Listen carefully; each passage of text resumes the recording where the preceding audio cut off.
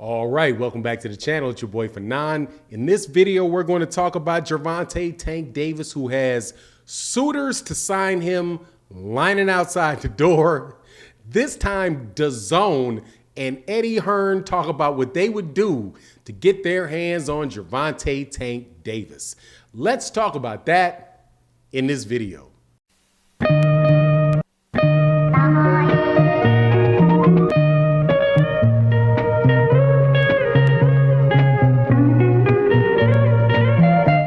All right, welcome back to the channel. It's your boy Fanon. We are going to talk about Gervonta Tank Davis.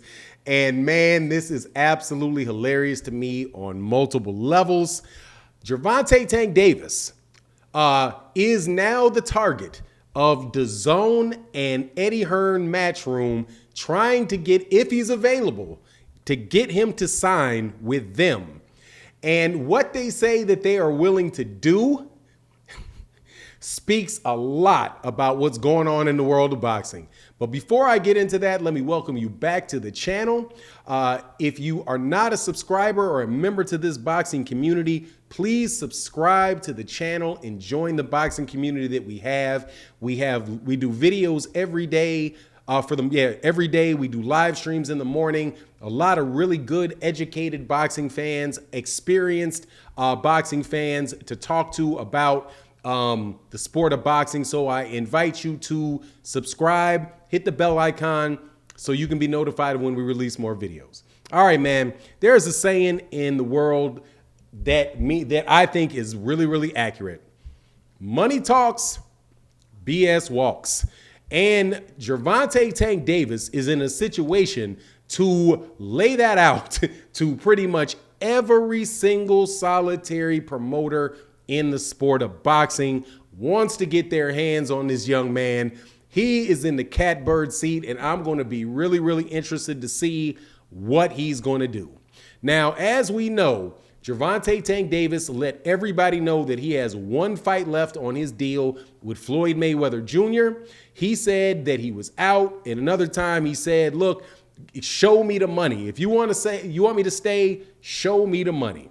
Well, you had Bob Arum, who has said that he would like to work with Gervonta Tank Davis. However, you know, more than likely, he's not coming off of really, really big guarantees to get him.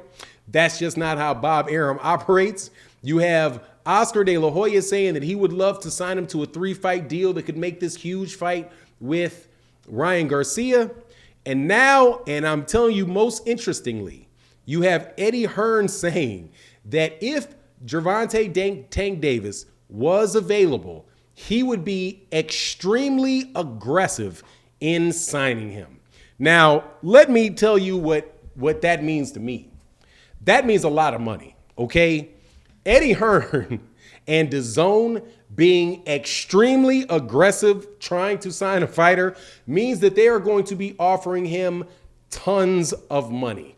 The only person that I know that they have used that phrase, extremely aggressive in signing, is Canelo Alvarez. That is it. And though I do not suspect that they would be offering Gervonta Tank Davis, Canelo Alvarez type of money, $40 million, $50, whatever he's getting paid over there, I would not be surprised at all if they were more than happy to take Gervonta Tank Davis on a 4-year European tour in which they pay him ridiculous sums of money to fight boxers, because you know what Gervonta Tank Davis has that Canelo Alvarez has. He has the ability to sell out arenas in the United States.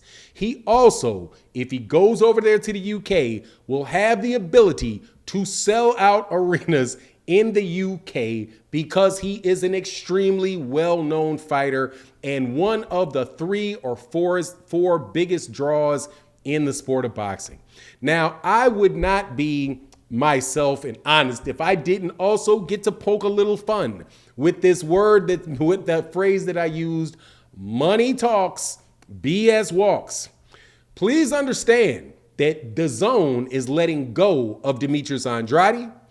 DAZN and Eddie Hearn also let the George Kambosos versus Devin Haney fight for undisputed slip out their fingers because they were not, let me use the phrase, extremely aggressive in trying to make that happen.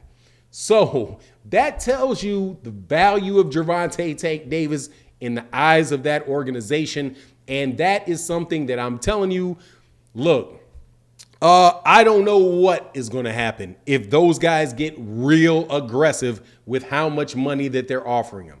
The only situation that you're going to find that would probably shut something like that down is this: Gervonta Tank Davis having a sense of loyalty that overrides his pocketbook, or somebody like Showtime Boxing stepping up and saying, look, we're going to give you a multi-fight deal worth a lot of money, and we're going to bet on you, Gervonta Tank Davis.